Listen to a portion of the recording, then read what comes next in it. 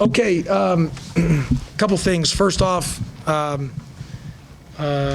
want to say that, I know Coach Lute Olson, who was I played for and worked for back at the University of Arizona. Obviously had a long tenure here at Iowa, and it was really an honor to be able to be here and to be able to coach in the arena sort of that he built, in a sense. A couple things with that. Still one of my dear friends is Coach Jim Rosborough, who was here a long time with Coach Olson. As everyone knows, who was here when Coach Olson was here, and everyone here looks like they're 35 and younger, so I don't know if anyone was here at the time, but if you were, everyone knows just what kind of man Coach Olson was. Just one of the greatest ever, one of the greatest coaches, regardless of sport. When you go out recruiting with him, it was like you'd walk in and just everybody would just be, he's like a movie star. He had the silver hair. He was 6'5", well built. And you'd go across the country, and when we'd be in the Midwest recruiting, people everywhere we go, they would yell, "Lute, Lute," and that's, people just knew, and they would say, "Man, I'm so mad at you for leaving Iowa." Everywhere we would go, that's all they would literally yell at him, that you left us. I've never gotten over it. And it was a real honor to be able to be here. Coach Olson would always tell me if Ronnie Lester didn't get hurt against Louisville in the 1980 Final Four, they would have won the national championship.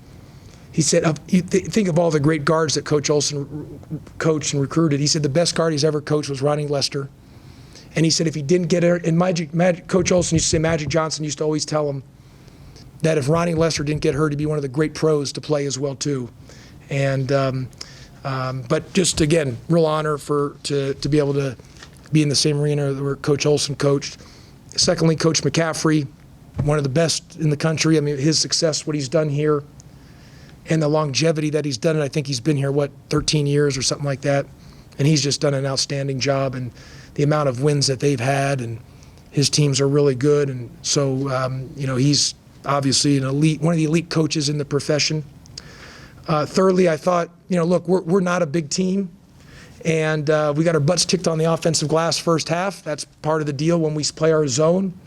Our zone's really good because we guard the three-point shot, which we held them to 22% from three in the first half. But the issue was, we get stretched and we give up a lot of offensive rebounds. That's something we spend a lot of time working on, but we've just got to get better at that.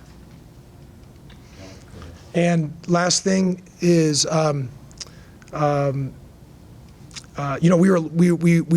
had some great looks, made some shots. I thought we played the right way offensively. They slowed us down in some things when they went to the zone, so we got to get better in some of those areas.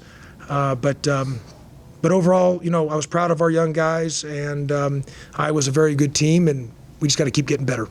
And Kelly, thanks for being here. Kelly's from Atlanta, so I know that's not an easy trip. So appreciate you being here, Kelly. Thanks, Josh. You had to play without Rodney tonight, who's been your starting big man in the past. How much of a difference did that make? Kind of what's his status? Yeah, Rodney wasn't here due to a personal reason back at home.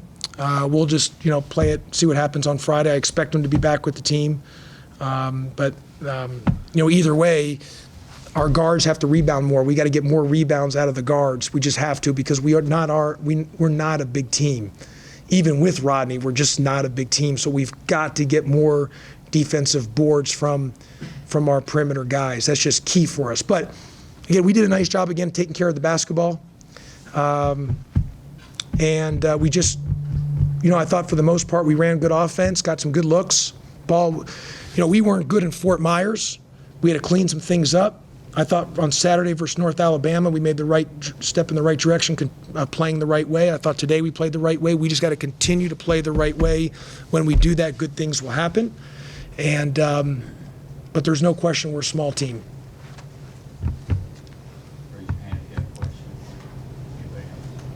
Yeah, competing against Chris Murray, what was he able to do? Well, yeah, Chris Murray's really good. I didn't tell our team. I told our team that, hey, we got to be ready because he's going to come out gunning, because he didn't play well against Clemson or TCU. And credit to Clemson and TCU, but he didn't play as well. And I knew he was going to be locked in. So he had a couple of those threes to start the second half against our zone. And then in that last one there, we cut the screen when we're not supposed to cut the screen, and he hit a three. But he's a really good player. And there's a reason is he preseason All Big Ten? There's a reason that he's really good. I know his brother's in the pros, and Chris plays like that. He's going to be right there with his brother. I know you mentioned you mentioned the zone defense you had to play to guard the 3-point line. What sort of difficulties does preparing for a team like Iowa present you? Well, they got so many different guys that move the ball and can lead the break, and that can they just pass that ball so well, and they're good basketball players. They really are. So they're just a hard team to prepare for, when I say, because they play really fast in transition. I thought for the most part we were pretty good in transition. It's just the offensive rebounding. They had 27 second chance points. They had 20 second chance points the first half. I mean, there's nothing else there but the second chance points. And that's been an issue. That and our three-point shooting has been an issue with us this season. And I wasn't as surprised on the rebounding, because we work on that every day, but I knew we're small. I'm more surprised about the three-point shooting, because we've been a really good shooting team, and I don't know why we're not shooting as well. So we're due to get hot. The internal optimist in me and seeing the glasses overflowing, we're due to get hot.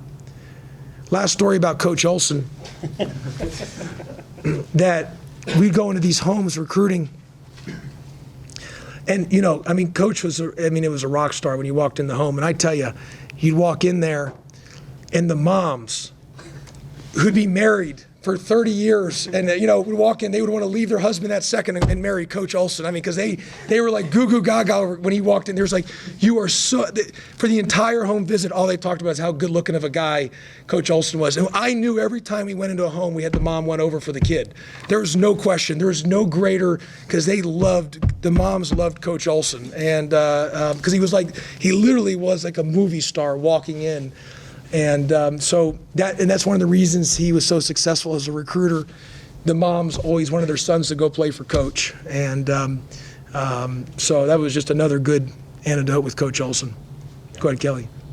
Is this sort of the tale of the young team? You guys cut back on giving up the offensive rebounds in the second half and made some different runs, but it's just not consistent. And I saw you lose your temper a little bit a couple times with a throwaway here or a mistake when you had a chance to get three stop. Well, yeah, and just I try to coach every possession, but we had a couple key times when just every possession is so precious. EPIP, I like to tell the guys, and you can't give a possession away. So when we have a breakdown due to our margin of error, if we're not. If we're shooting at a different clip, if we're shooting, who I thought we'd be, well, you can maybe there's a possession or two where you're okay if it doesn't work out. But the way we're not shooting right now, which is, like I said, we're due to get hot. Like every little possession, just every little thing within the possession matters. And so, but I think Kelly will get better we'll continue to get better as the year progresses. And these last two games we played, we were way better than we were at Fort Myers. And I wish we played like this in Fort Myers. It'd be a different record.